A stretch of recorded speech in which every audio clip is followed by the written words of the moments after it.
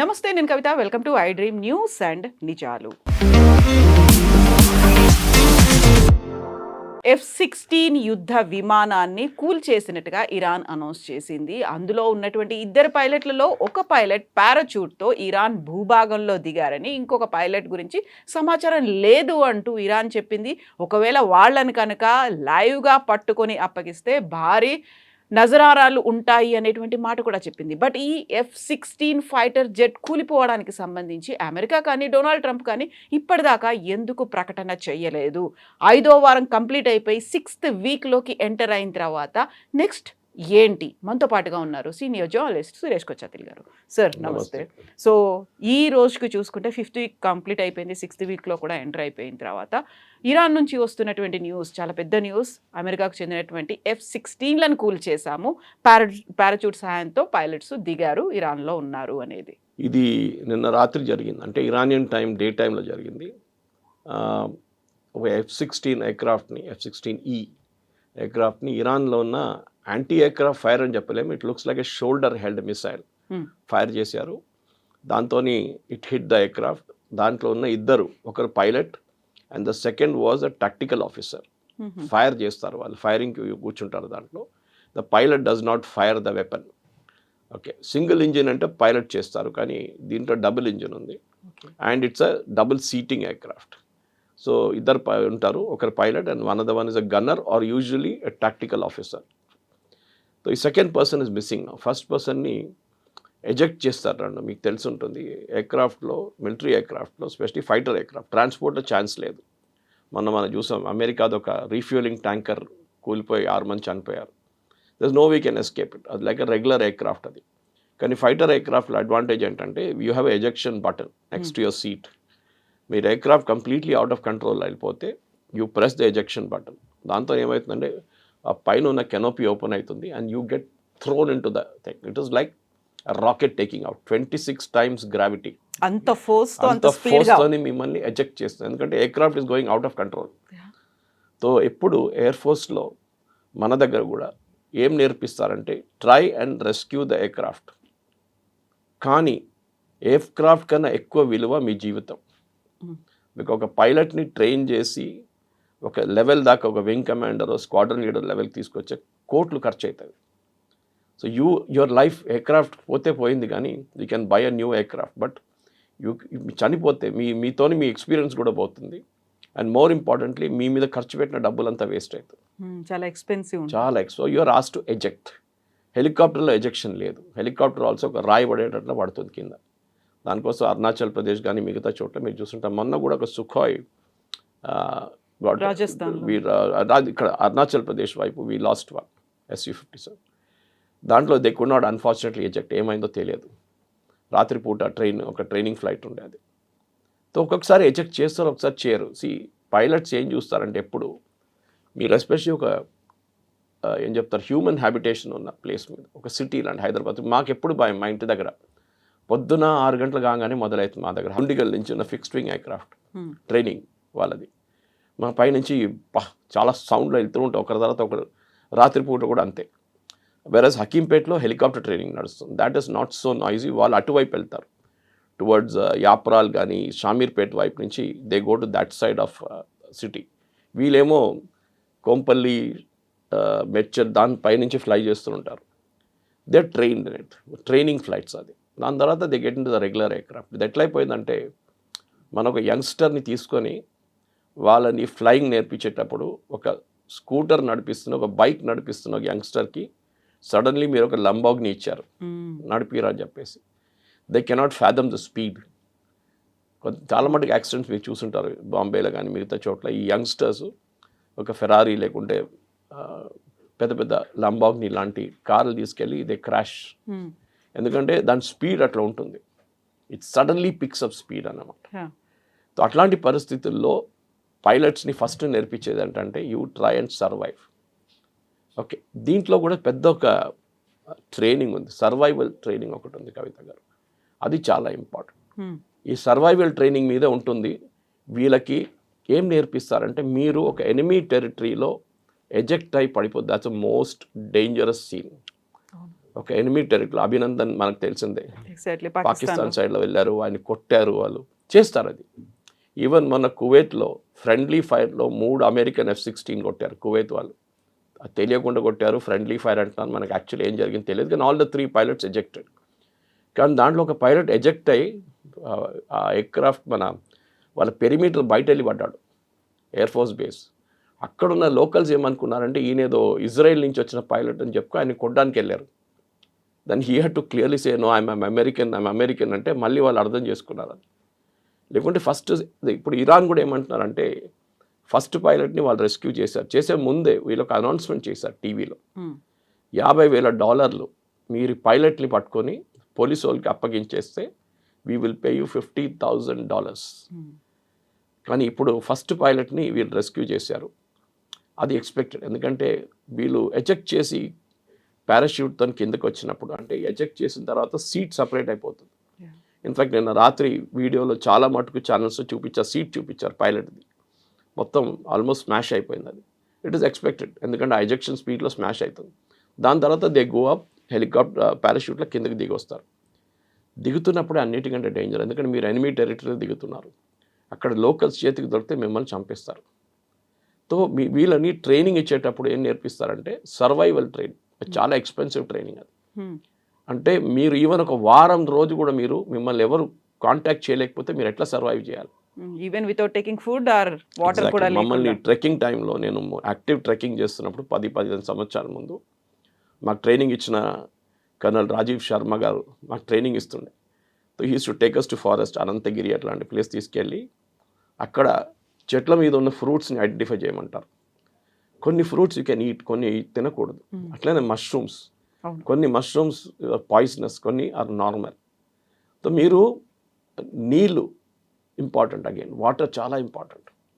So నీళ్ళు కానీ food కానీ ఇదంతా బేసిక్ మీ దగ్గర ఉండొచ్చు వాళ్ళ దాంట్లో. ఇంకోటి అంటే అన్నిటికన్నా ఇంపార్టెంట్, వీరు దిగంగానే వీళ్ళు ఒక బీకన్ ఆన్ చేస్తారు, ఒక వాచ్ లాగా ఉంటుంది వాళ్ళ దగ్గర. ఆ బీకన్ ఆన్ చేస్తే it connects you to a satellite and me rescue టీమ్కి చెప్తే మీరు ఎక్కడ ఉన్నారని.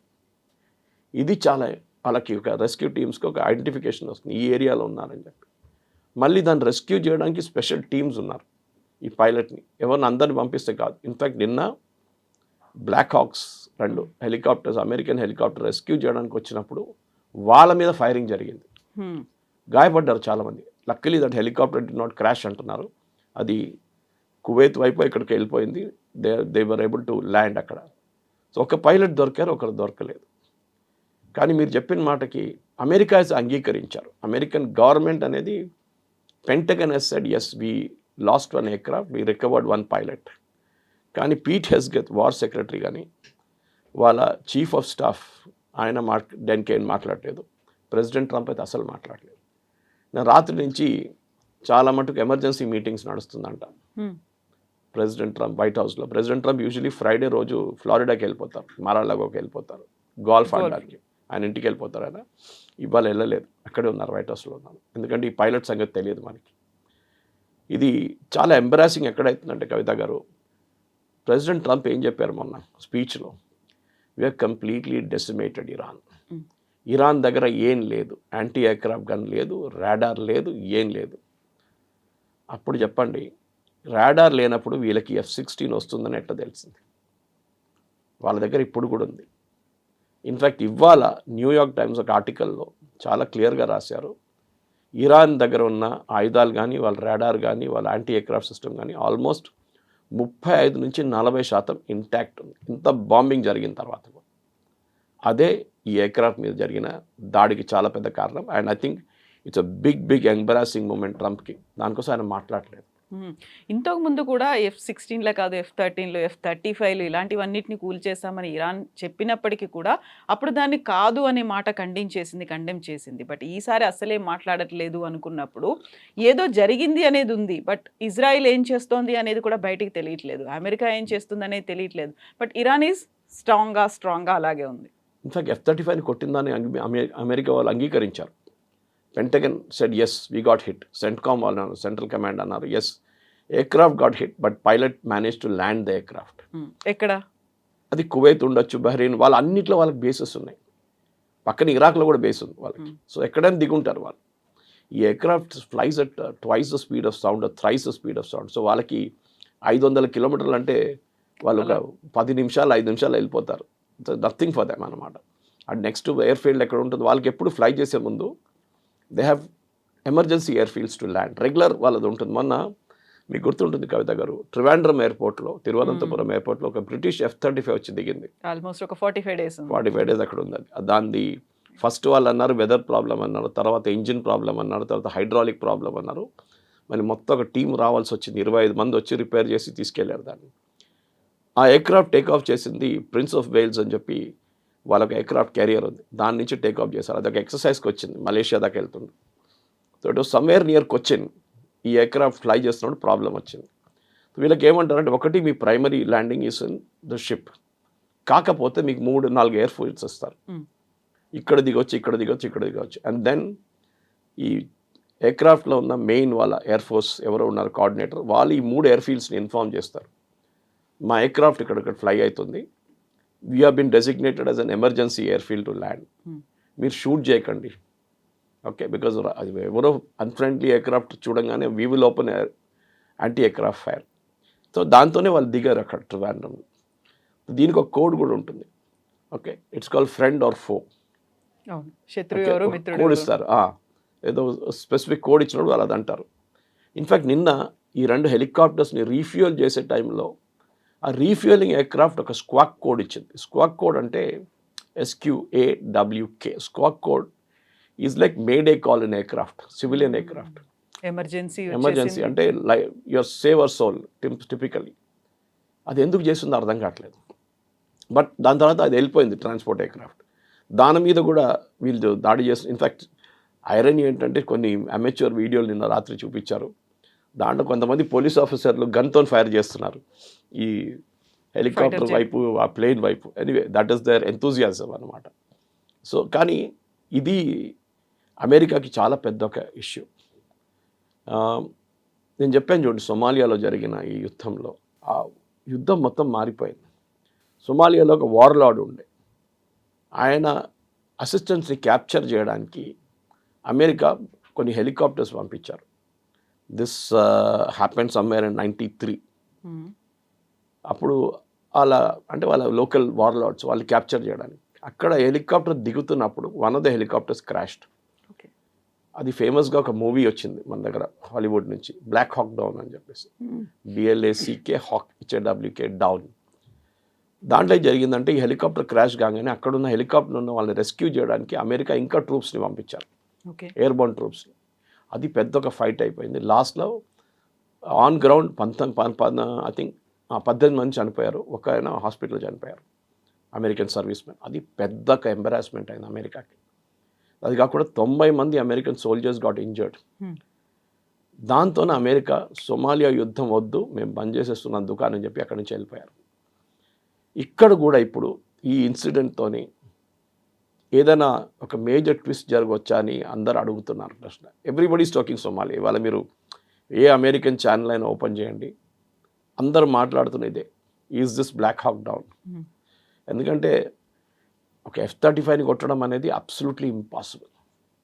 అని ఇరాన్ దగ్గర ఏం లేదు F-35 కూడా. అప్పుడు కూడా వాళ్ళు F-35ని కొట్టారు ఒక 15 రోజుల ముందు, 10-15 రోజులు. దాని డ్యామేజ్ జరిగిందని అమెరికా అంగీకరించారు. ఒక స్టెల్త్ బాంబర్ అంటే మీకు రాడార్లో కూడా కనిపించదు అది. అది పోనండి, F-16 ఇస్ ఓల్డర్ వర్షన్, దాని రాడార్లో డెఫినెట్గా కనిపిస్తుంది. కానీ మీరే అన్నారు కదా, ఇరాన్ దగ్గర రాడార్ లేదు, మొత్తం కొట్టేసాము. ఇరాన్ దగ్గర యాంటీ ఎయిర్క్రాఫ్ట్ లేదు, మొత్తం కొట్టేసాము. మళ్ళీ వీళ్ళు ఎట్లా కొట్టారు దీన్ని? How did they hit the helicopters, black hawk helicopters? ఇది president Trump and Pete Hegseth have to answer. ఎందుకంటే అమెరికాలో కూడా చాలా మటుకు పెద్ద కాంట్రవర్సీ నడుస్తుంది. వాళ్ళ ఆర్మీ చీఫ్ని ఫైర్ చేసేసారు నేను, రాండీ. అండ్ పీట్ హెగ్సేత్కి ప్రాబ్లం ఏంటంటే హీఈస్ చాలా మెర్క్యూరియల్ క్యారెక్టర్, కోపం వస్తుంది జల్దీ. This particular army general was close to vice president JD Vance. ఈయనకి JD Vanceకి పడదు హెగ్సేత్కి.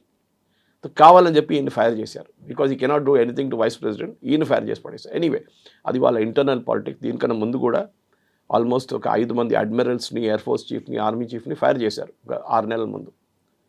కానీ ఇప్పుడు జరుగుతున్న ఈ యుద్ధంలో నిన్నదాకా చెప్పిన కథ కాదు, నిన్న రాత్రి నుంచి స్టోరీ అంతా మారిపోయింది.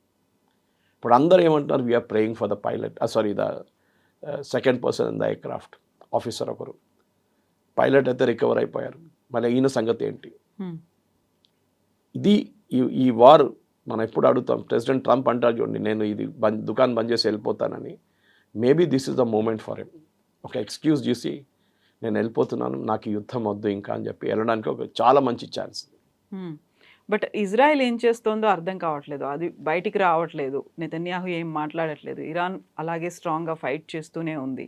ఇజ్రాయెల్ వాళ్ళ పని వాళ్ళు చూసుకుంటున్నారు, అది చాలా క్లియర్. వాళ్ళకి హెజ్బుల్లాతో major problem. Southern లెబనాన్లో litany river దాకా వెళ్ళారు వాళ్ళు. ఇప్పుడు అక్కడ దాకా బఫర్ జోన్ క్రియేట్ చేసుకున్నారు. సదర్న్ లెబనాన్లో మేము ఉండిపోతాం అంటున్నారు చాలా రోజుకి, ఇంకా మా వైపు నుంచి అక్కడి నుంచి. కానీ నిన్న కూడా వాళ్ళ మీద ఆల్మోస్ట్ 11 మిసైల్స్ ఫైర్ చేశారు హెజ్బుల్లా దగ్గర కూడా కెపాసిటీ ఉంది. కవిత గారు, హమాస్కి హెజ్బుల్లాకి డిఫరెన్స్ ఏంటంటే, హమాస్ అంత మైండ్ గేమ్, బ్రెయిన్ లేదు వాళ్ళకి. Okay, they are very cross fighters. మీరు గ్రౌండ్లో ఇడిచేసి చంపరా అంటే కొడతారు వాళ్ళు. హెజ్బుల్లా అట్లా కాదు, వాళ్ళు ఆలోచిస్తారు. They are another version of Iran. దానికోసం చూడండి, ఇరానియన్ అడ్వైజర్స్ రెవల్యూషనరీ గార్డ్స్ నుంచి లెబనాన్లో కూర్చుంటారు ఎప్పుడు. వాళ్ళు మీకు గాజాలో కనిపించరు. గాజాలో వీళ్ళు ఏం చేశారంటే, వాళ్ళకి ఇచ్చిన అన్ని చిన్న చిన్న లాంచర్స్ ఇచ్చారు. ఇక్కడ నుంచి 50 కిలోమీటర్లు, 90 కిలోమీటర్లు, 100 కిలోమీటర్లు కొట్టడానికి. ఎందుకంటే ఇజ్రాయెల్ దగ్గర ఉంది. వేరే హెజ్బుల్లాకి ఇచ్చిందంతా 2000 కిలోమీటర్లు, 1500 కిలోమీటర్ మిసైల్స్ ఇచ్చారు వాళ్ళు, లాంచర్స్తో సహా. And advisers, revolutionary guard advisor.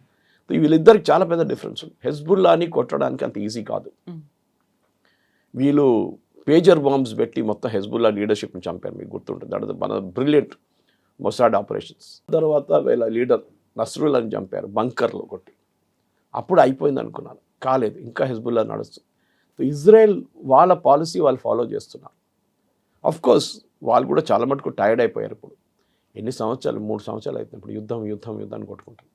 కానీ అన్నిటికంటే పెద్ద తప్పు, ఈ ఎంటైర్ యుద్ధం, ఇప్పుడు నడుస్తున్న యుద్ధాన్ని origin was October 7th attack on Israel. అది హమాస్ చేసిన అన్నిటికంటే పెద్ద తప్పు. ఇరాన్ కూడా అంగీకరిస్తున్నారు. ఆ రోజు అది చేయకపోతే Hezbollah would have been a very good force. Hamas ఇంకా స్ట్రాంగ్గా ఉంటారు. ఇరాన్తో యుద్ధం లేదు, ఏ ప్రాబ్లం లేకుండే. కానీ ఇప్పుడు చూడండి, మొత్తం గందరగోళం ఉంది. Entire west Asia is in turmoil. అటు హెజ్బుల్లా, హమాస్ అయితే క్వైట్గా కూర్చోబడి హూతీలు మొదలుపెట్టారు. సో ఈ ఎయిర్క్రాఫ్ట్ లాస్ అనేది అమెరికన్ దాంట్లో, లెక్సికన్లో చాలా డేంజరస్. కానీ నాకు గుర్తుంది కవిత గారు, ఫ్రమ్ మై ఎర్లియర్ రీడింగ్లో, నేను చాలా బుక్స్ చదువుతుంటాను. కానీ దాంట్లో వియట్నాం వార్ అనలైజ్ చేస్తే, వియట్నాం వార్లో అమెరికాకి 3000 ఎయిర్క్రాఫ్ట్ కూలిపోయింది వాళ్ళది. 3000 ఎయిర్క్రాఫ్ట్ దే లాస్. ఎందుకంటే 19 సంవత్సరాలు నడిచింది ఆ యుద్ధం. ట్రంప్ అదే మొన్న స్పీచ్లో చెప్పారు, నేను నాది 1 నెల అవుతుంది, వాళ్ళు 19 సంవత్సరాలు కొట్టుకున్నారు అమెరికా, మన వియట్నాం వార్. మనమే పోరాడాం కదా అక్కడ, మళ్ళీ ఏమైంది, ఓడిపోయినాం. అది కూడా ఇక్కడ నెలలు అయింది, నేను గెలిచేసాను చెప్పారు Trump. They loss 4000 helicopters, 3000 fixed wing aircraft అంటే fighter aircraft, and 4000 helicopters. So అమెరికాకి యుద్ధాల నష్టం అనేది జరుగుతుంది. ఈవెన్ మనం కూడా యుద్ధం అంటే దాంట్లో లాస్ ఉంటుంది. బంగ్లాదేశ్ వార్లో మనది 175 ఎయిర్క్రాఫ్ట్లు పోయినాయి. మనం we last 177 aircraft. It doesn't come cheap. దానికోసం మొన్న ఆపరేషన్ సింధూర్ నడిచినప్పుడు రాహుల్ గాంధీ అడుగుతూనే ఉన్నారు చూడండి, మనది ఎన్ని ఎయిర్క్రాఫ్ట్ పోయింది, చెప్పండి అని చెప్పి. ఎందుకంటే హీ వాంట్స్ టు నో. కానీ ఎవరో రిమైండ్ చేశారు ఆయన్ని, మీ గ్రాండ్ మదర్ని అడగండి, బంగ్లాదేశ్ వార్లో ఎన్ని కూలిపోయింది అనగానే నెక్స్ట్ డే నుంచి స్టాప్డ్ ఆస్కింగ్ దట్ క్వశ్చన్. నేను ట్వీట్ చేశాను అది ఒకరోజు, just ask your grand mother how many aircraft she lost. ఎవరు అడగలేదు అప్పుడు, వాజ్పేయి గారు అడగలేదు, your the leader of he didn't ask. యుద్ధం అంటే ఉంటుంది నష్టాలు. మోదీ గారు అదే అన్నారు, 4 రోజుల్లో ఆపరేషన్ సింధూర్ ఎందుకు ఫినిష్ చేశామంటే, అది పొడిగిస్తే వీ వుడ్ ఆల్సో లాస్ట్. మన దగ్గర చనిపోతారు, అటువైపు చనిపోతారు, ఇక్కడ కూడా చనిపోతారు. ఇది అమెరికాకు ఉన్న అన్నిటికంటే పెద్ద ప్రాబ్లం కవిత గారు. ఇప్పుడు ప్రెసిడెంట్ ట్రంప్, నేను చెప్పాను చూడండి, రాత్రి నుంచి మాట్లాడలేదు, హెస్గెత్ మాట్లాడలేదు, మోస్ట్ ఇంపార్టెంట్ సెంట్కామ్ వాళ్ళ సెంట్రల్ కమాండ్ మాట్లాడలేదు. ఎవ్వరు ఒక ప్రెస్ నోట్ కూడా ఇష్యూ చేయలేదు. ఇన్ఫాక్ట్ రాత్రి 1 గంట దాకా నేను ప్రెస్ నోట్ కోసం వెయిట్ చేశాను. అమెరికన్ ఛానల్ CNN కానీ వీళ్ళందరూ, ABC అందరూ అన్నారు, ఇప్పుడు సెంట్కామ్ నుంచి ప్రెస్ నోట్ వచ్చేస్తుంది నెక్స్ట్ హాఫ్ అన్ అవర్లో అని చెప్పి రాత్రంతా మేల్కున్నాను ఆల్మోస్ట్ 1:30 దాకా రాలేదు. పొద్దున్న లేచి చూస్తే అప్పుడు కూడా no press note. So this something drastically ఏదో జరిగింది. ఐదర్ ఆ పైలట్ ఇరాన్ దగ్గర ఉన్నారు, ఇరాన్ ఇన్ఫార్మ్ చేస్తుంటారు. ఇన్ఫ్యాక్ట్ వాళ్ళ స్పీకర్ అది ఇరానియన్ పార్లమెంట్ అండ్ వాళ్ళ ఫారెన్ మినిస్టర్ కూడా నిన్న చాలా మటుకు ఈవెన్ వాళ్ళ ప్రెసిడెంట్ ట్రంప్ని మీమ్స్లో కొట్టారు నిన్న. రీగన్ చెప్తున్నాడు ఐ డిస్ట్రాయిడ్ రష్యా అంటే ప్రెసిడెంట్ ట్రంప్ చెప్తున్నారు ఐ డిస్ట్రాయిడ్ అమెరికా అని చెప్పి. ఇది నడుస్తుంది అక్కడ. మీరు ఏం చేశారు, మీరే చెప్పారు కదా అని ఇరానియన్ ప్రెసిడెంట్ అంటున్నారు. మా దగ్గర ఏం లేదు ఆయుధాలు అని చెప్పారు, మేము చూపించాము ఇప్పుడు. So it is like a slab on the face, చంప మీద కొట్టినట్లు కొట్టారు నిన్న. అది ఎట్లా రికవర్ అవుతారో మనం కూడా చెప్పలేము. ఫ్యూ అవర్స్ బ్యాకే ఆయన చెప్పారు ఇంకా 2-3 వీక్స్ అనేది ఇది కంటిన్యూ అవ్వబోతోంది అనేది. ఆ తర్వాత ఒక పెద్ద బ్రిడ్జ్ని మేమైతే ఎలా అయితే కూల్ చేసామో ఇలాంటి ఇంకొక 7-8 బ్రిడ్జ్లు ఉన్నాయి, వాటన్నిటి లిస్టు కూడా ఇచ్చారు, వాటన్నిటిని కూడా మీద అటాక్ చేస్తున్నాం, వాటిని కూడా కూల్ చేస్తాము అని చెప్పిన తర్వాతే F-16 మీద అటాక్ అనేది జరిగింది. సో దీంట్లో ఏమైనా కంటిన్యూషన్ చూస్తున్నారా, మళ్ళీ వాళ్ళు ఏమైనా స్ట్రాటజీ మార్చుకుంటున్నారా? నిన్న జరిగిన బ్రిడ్జ్ మీద జరిగిన attack was a war crime. Because యుద్ధంలో కొన్ని చట్టాలు ఉంటాయి. ఈవెన్ మహాభారత తీసుకోండి మీరు, there are certain rules. Evening తర్వాత కొట్టొద్దు. ఓకే, మన దాంట్లో ఇప్పుడున్న వార్లో అది లేదు, 24/7 ఇస్ అ వార్. కానీ సాయంత్రం ఎందుకు పెట్టుకుంటారంటే గాయపడిన వాళ్ళు, చనిపోయిన వాళ్ళ బాడీస్ తీసుకెళ్ళిపోతారు, గాయపడిన వాళ్ళకి ట్రీట్మెంట్ ఇస్తారు. అది పాత యుద్ధంలో ఉన్నది, చట్టాలు ఉంటుంది. వీళ్ళేమంటున్నారంటే పీట్ హెస్గే చట్టాలే లేవు అంటున్నాడు యుద్ధంలో. It cannot be possible. ఈ చట్టాలు పెట్టాల్సిందే ప్రతిదానికి. స్పెషలీ మీరు బ్రిడ్జెస్ ఎందుకు అటాక్ చేస్తున్నారు, సివిలియన్స్ యూజ్ చేస్తారు. మీరు ఆర్మీ కంటోన్మెంట్ మీద దాడి చేయండి, మీరు యాంటీ ఎయిర్క్రాఫ్ట్ బ్యాటరీస్ మీద దాడి చేయండి, మీరు న్యూక్లియర్ సైట్స్ మీద దాడి చేయండి, ఎవ్వరేమన్నారు. But to hit a civilian infrastructure like a bridge, అదొక వార్ క్రైమ్. అది కూడా బ్రిడ్జ్ కంప్లీట్ కాలేదు. మన దగ్గర ఉన్న కేబుల్ బ్రిడ్జ్ లాంటి సిమిలర్ బ్రిడ్జ్, అది నిన్న కొట్టిన బ్రిడ్జ్ మన ఇక్కడ దుర్గం చెరువు దగ్గర, ఆ బ్రిడ్జ్ మీద నిన్న అంటే ఈ బాంబింగ్ జరిగిన రోజు, that is yesterday early morning was Navroz, వాళ్ళ new year, Parsi new year ఉండే.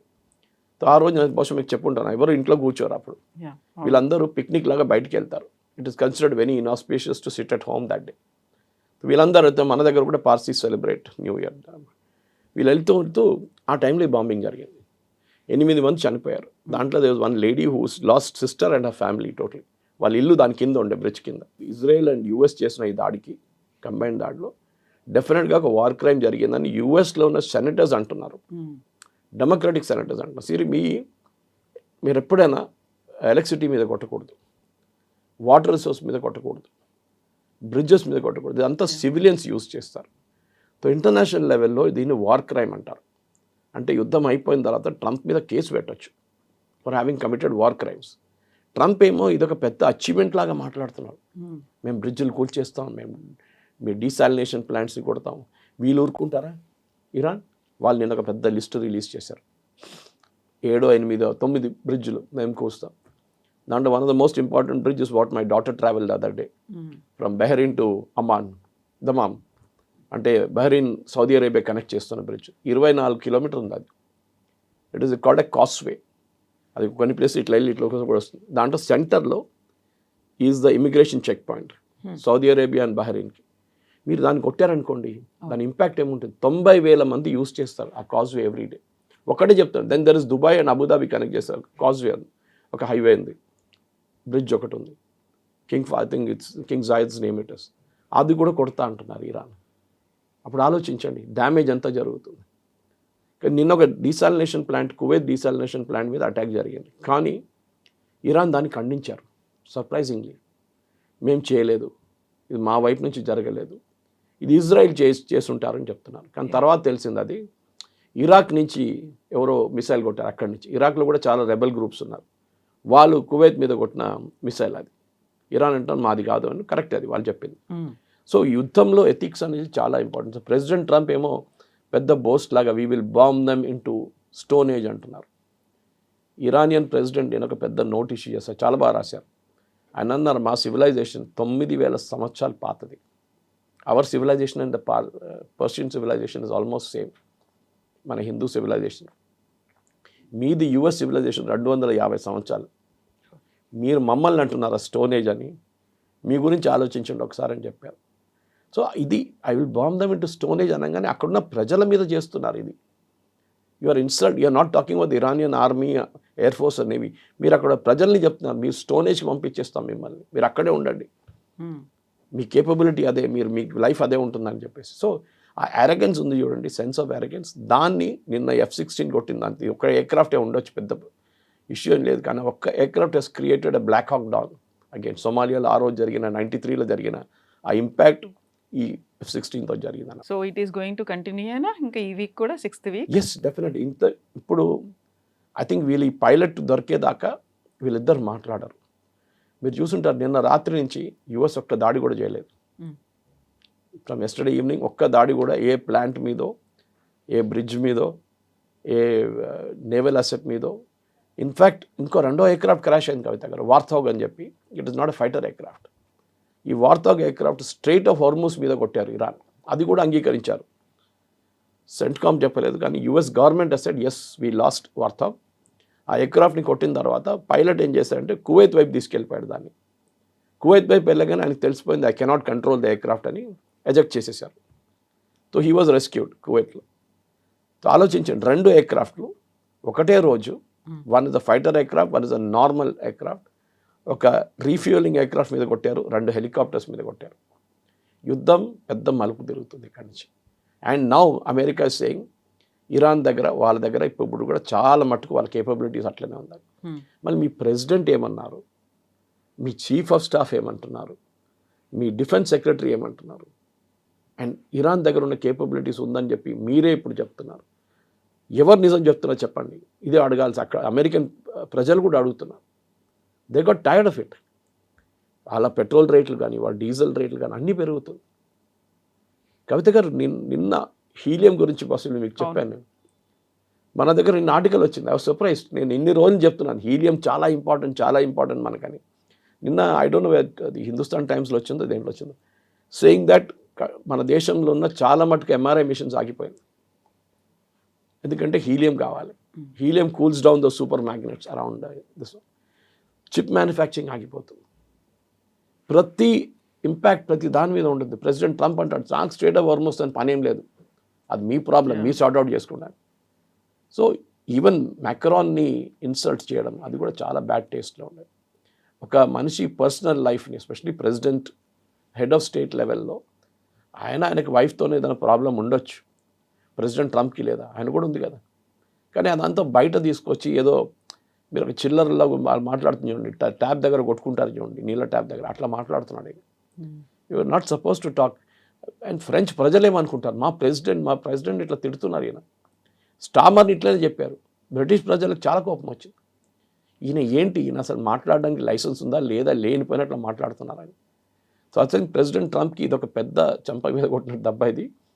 దీనితోనే ఆయన కూల్ డౌన్ అయ్యి కొంచెం ఆలోచించి నెక్స్ట్ స్టెప్ ఏం తీసుకోవాలని ఆలోచించాలి. ఎందుకంటే ఇప్పుడు చాలా మటుకు క్లియర్ అయిపోయింది. ఆయన అన్నారు చూడండి కవిత గారు, our aircraft is having a free run over Iran. వాళ్ళ రాడార్ B-2 బాంబర్స్ అన్నీ తిరుగుతున్నారు మొత్తం కంప్లీట్గా. నౌ వాట్ హ్యాపెండ్, ఇప్పుడు వాళ్ళకి భయం ఉంది that we can be hit any time. So ఇక్కడ మేజర్ చేంజ్ రాబోతుంది. బహుశా దీంతోనైనా just come down and say నేను వెళ్ళిపోతున్నాను ఇంటికి, నాకు సంబంధం లేదు, ఇక ఐఎమ్ విత్డ్రాయింగ్ మై ట్రూప్స్. ఆ రోజు ఇంత పెద్ద ఇది చేసేసి INS ట్రిపుల్ని పంపిస్తాను, ఇంకో షిప్ని US నుంచి పంపించారు, ఆ షిప్ని రిటర్న్ పిలిపించుకున్నారు. That means war is not there anymore. ఆయనకు అర్థమైపోయింది. మీరు ఇరాన్ అంటే మీరేదో వెనిజువేలా అనుకున్నారు, కాదు. Iran is a different cup of tea altogether. వాళ్ళకి ఫైటింగ్ కెపాసిటీ ఉంది, అది ట్రంప్ ఇప్పుడు నేర్చుకున్నారు. ఇది వాళ్ళ పెద్ద మిస్కాల్కులేషన్ జరిగిందనమాట. దాంతోనే యుఎస్కి ఒక వియట్నాం మూమెంటో లేకుంటే ఒక సొమాలియా మూమెంట్ వచ్చింది. ఇప్పుడు ఇది పాత హిస్టరీ నుంచి నేర్చుకొని విత్డ్రా చేసి వెళ్ళడం చాలా మంచిది. Thank you so much sir. Thank you. And for more videos, please subscribe to iDream. Please subscribe to iDream. Please subscribe iDream. And please subscribe to iDream. For more videos, subscribe to iDream. please like, share and subscribe to the channel. Congratulations, iDream. Subscribe to iDream. Subscribe to iDream. So subscribe to iDream Media. iDream team andarki huge congratulations. Please subscribe iDream Media. Please subscribe to iDream. Subscribe iDream. Please subscribe to iDream. I dream అంటే నా కళల ఛానల్ను subscribe చేసుకున్న నోరు తిరుగుతలేదు, మీరైతే గంట గుర్తు కొట్టండి. For more such videos, please subscribe to iDream. Subscribe to iDream. Please subscribe to iDream. Please subscribe iDream Media. Please do subscribe to iDream. Please subscribe to iDream Media. For best entertainment and information, please subscribe iDream. And don't forget to subscribe to iDream.